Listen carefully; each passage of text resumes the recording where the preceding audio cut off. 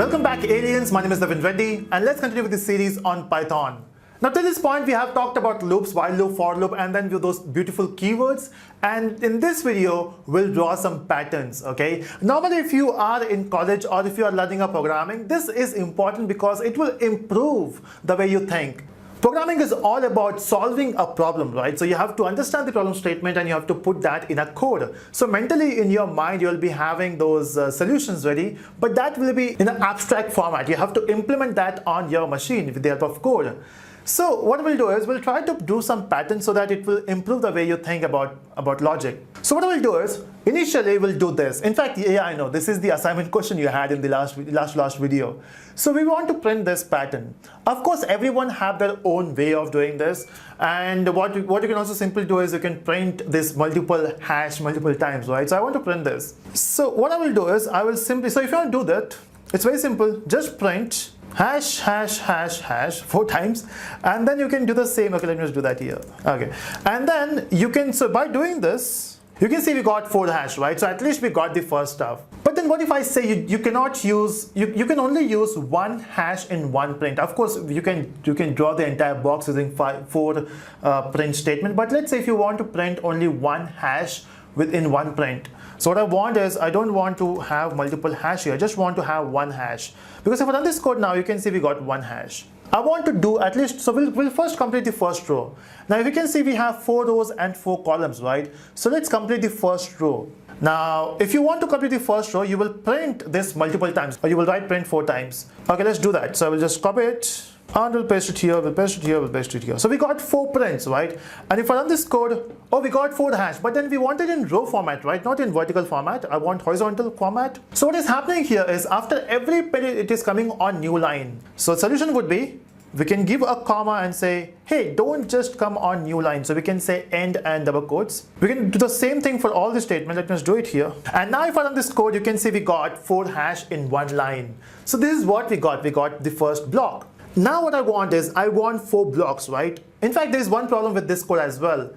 We are writing the same statement 4 times. Don't you think it is weird?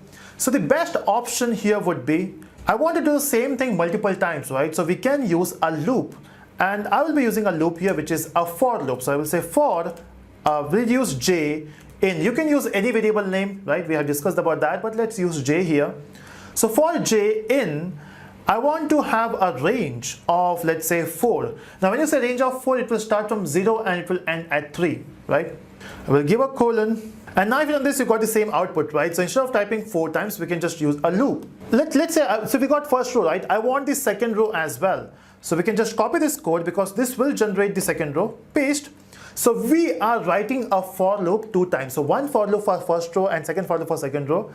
And if I run this code now, you can see we got 8 hash, but then in one line. The thing is, we need to make sure that before second for loop, I want to come on new line, right? Let's run this. Oh, we got it. So we got 4 rows, or 2 rows on 4 columns. Okay, this works. In fact, if I do the same thing for third time, we will need print as well, the new line, so that will come on new line, right? So if I run this code, you can see we got 3 times. If I do the same thing, we got 4 times. But then there's an issue here. Don't you think we are doing same thing repeatedly? And when we know that if you want to do the same thing repeatedly, we'll do it only once, but then we will use a loop again. So the entire block, let me just give a tab. The entire block will come under another loop, which is, in this case, I use a for loop I in range of 4. So the entire block is a part of the another loop, right? So if I run this code now, look at this. It's so simple, right?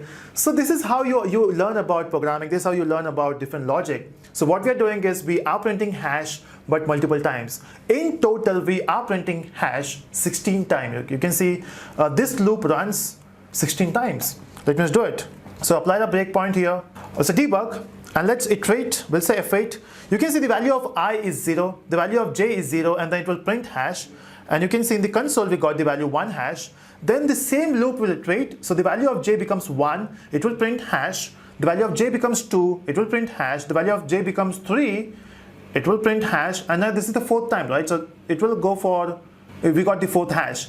Now it will jump outside the loop, and in fact it will come on new line first. You can see it will jump to new line now, and then the value of I becomes 1. yeah, and then the j value becomes 0 to, again it will start from 0 to 3.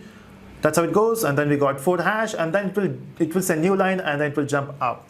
So this is how thing works, right? It's so simple. Okay, now once we have done this, what if I want this pattern now? So in this you can see we don't have the perfect square. We have a triangle shape, right? So how will I do triangle? Now if you concentrate here, look at the number of rows and columns.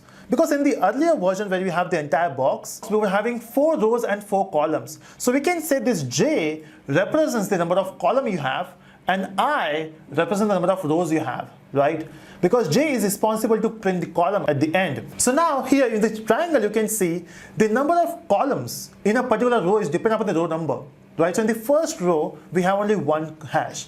In the second row we have 2 hash, right? So the number of hash is dependent upon the row number, right? So what you can do is you can control this range. So you have to say, hey, don't go till 4, because if you go till 4 it will print 4 hash. I want to go till I. Okay, so I will go till I. If I run this code, oh, we got a triangle. Okay, because now we are not going at the end, we are going only till I. So when the value of I is 0, you can see it is not printing any hash. This is output for that. When your I value is 1, it is printing 1 hash. When the value of I is 2, it is printing 2 hash, right? But then this is something weird, okay? We wanted 4 hash at the end. The problem is the value of I starts with 0, right? So we will go for 1. So it should be I plus 1. So when your I value is 0, it is actually first I want 1. So you can see we got 4 hash now. This is what we wanted. So this was the earlier pattern we had, and now I want to go for the next pattern, which is this one. Now you can see this is also triangle, but in another way. What is different here is I'm printing the same triangle but in reverse order, right? The number of rows, okay, so in the first row we have 4, in the second row we have 3, in the third row we have 2, and then it ends with 1.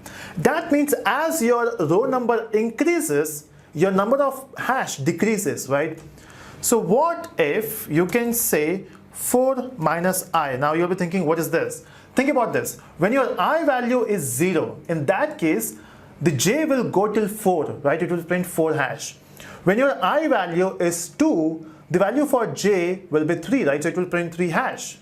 So depending upon your I value, it is printing those number of hash, right? So if I run this code, you can say this is what you got, right? So this is how thing works here. So this is how the another pattern we have worked with. I hope you're enjoying this series. Let me know in the comment section, and do subscribe for further videos.